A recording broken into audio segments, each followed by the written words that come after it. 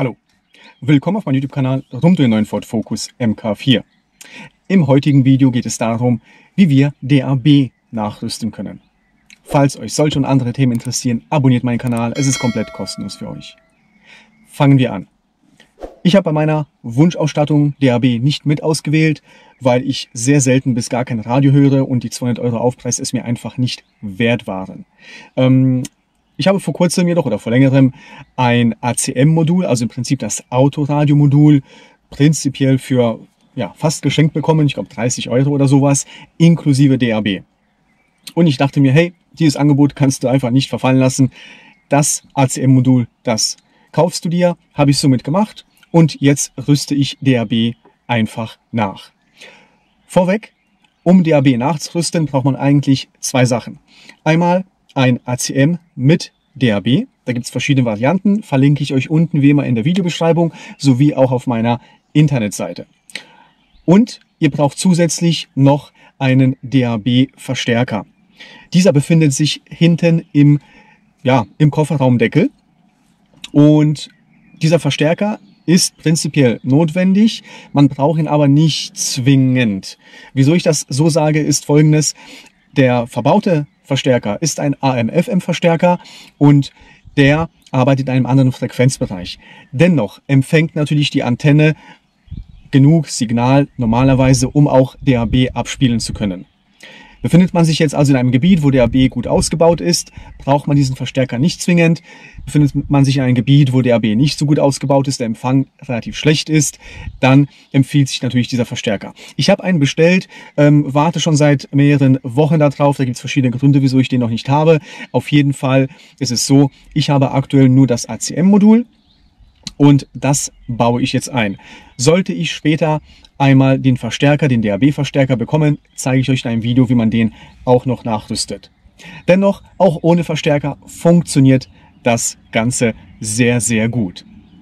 Ja, lange Rede, kurzer Sinn. Was müssen wir als erstes machen? Als allererstes verbinden wir uns mit der Forsken Software mit unserem Auto. Hier gehen wir dann auf das ACM-Modul und suchen dann hier AS-Bild-Format aus.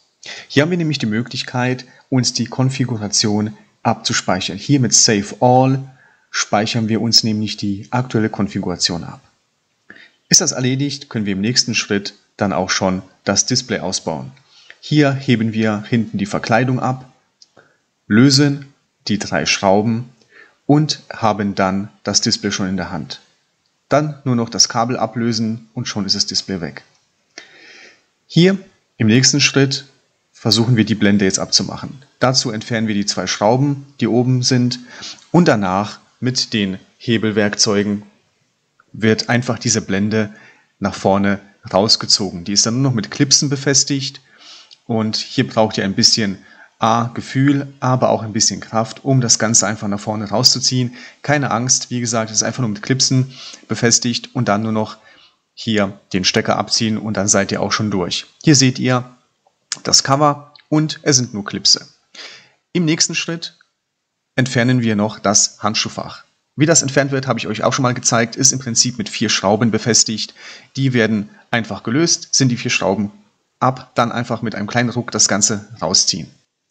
Danach wird hier das seitliche Cover, also die seitliche Blende, einfach abgelöst. Diese ist nur mit Clipsen befestigt. Einfach etwas wackeln und ziehen und schon löst sich das Ganze. Wie ihr seht, hier 5 Clipse und dann habt ihr es schon auch in der Hand.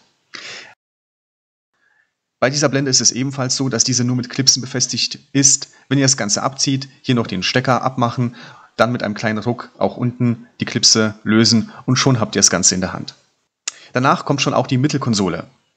Auch die ist ebenfalls nur mit Clipsen befestigt. Einfach ein bisschen anheben, schon habt ihr das Ganze in der Hand. Die Kabel sind hier relativ kurz, somit achtet drauf, nicht zu festziehen und hier einfach das Ganze ablösen. Keine Sorge, die Stecker passen jeweils nur an die eigene Buchse, also ihr könnt da nichts vertauschen. Im nächsten Schritt sind wir auch schon bei der Blende. Hier ist eine Schraube und ansonsten auch wieder nur Clipse. Die Schraube lösen wir, ziehen das Ganze ab und schon haben wir die komplette Blende in der Hand. Wie ihr seht, ganz viele Clipse, einfach nur abziehen. Dann müssen wir hier diesen Blende abmachen, diesen Himmel, ebenfalls nur mit Clipsen befestigt, abziehen, schon habt ihr es in der Hand.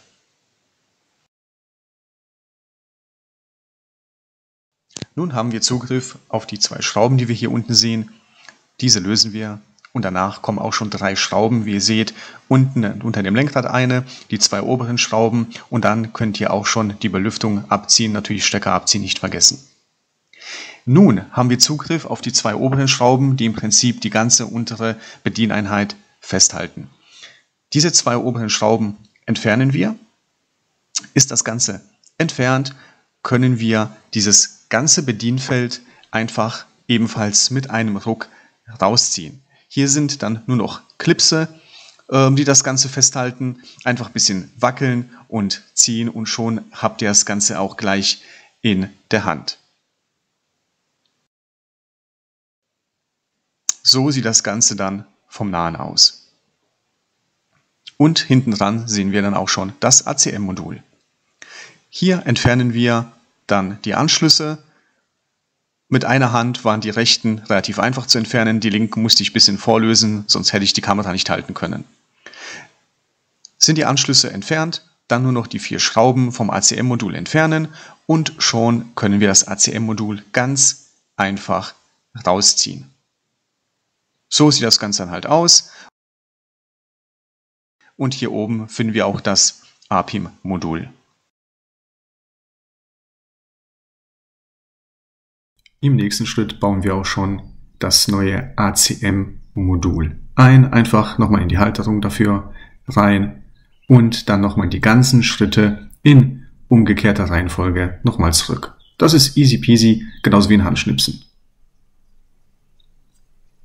Ja, wie ihr gesehen habt, der Umbau ist erfolgt und im nächsten Schritt verbinden wir uns nochmal mit der Foreskin-Software und sehen dann verschiedene Fehler, die uns angezeigt werden, weil wir natürlich diverse Module rausgezogen haben und das Ganze wurde halt erkannt. Auch beim ACM-Modul gibt es verschiedene Fehler und um das Ganze jetzt zu beheben, gehen wir nochmal aufs ACM-Modul, laden nochmal unsere Datei, die wir abgespeichert haben, also die Konfiguration, und schreiben dann die ganze Konfiguration nochmal mit Write All auf das Modul drauf. Ist das Ganze erfolgt, gehen wir nochmal jetzt in die Konfiguration rein. Das ist natürlich die alte Konfiguration meines Moduls und hier aktiviere ich jetzt das DAB und schreibe das Ganze dann auf das ACM-Modul.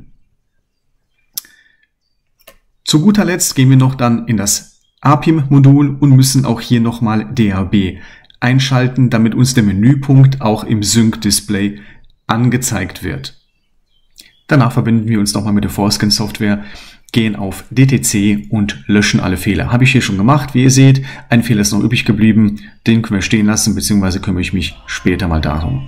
Und so sieht das Ganze dann final aus. Wie ihr seht, ich habe das Ganze auf FM und jetzt habe ich einen neuen Punkt DAB, den wähle ich aus. Er wechselt auch auf DAB und ich kann hier auf Sender gehen und sehe dann die Sender, die er empfangen hat und kann hier das Ensemble entsprechend weiterklicken und sehe dann alle Sender, die dort drin sind. Wie ihr seht, relativ viele Sender, auch ohne einen speziellen Verstärker zu benutzen. Und so hört sich das Ganze an.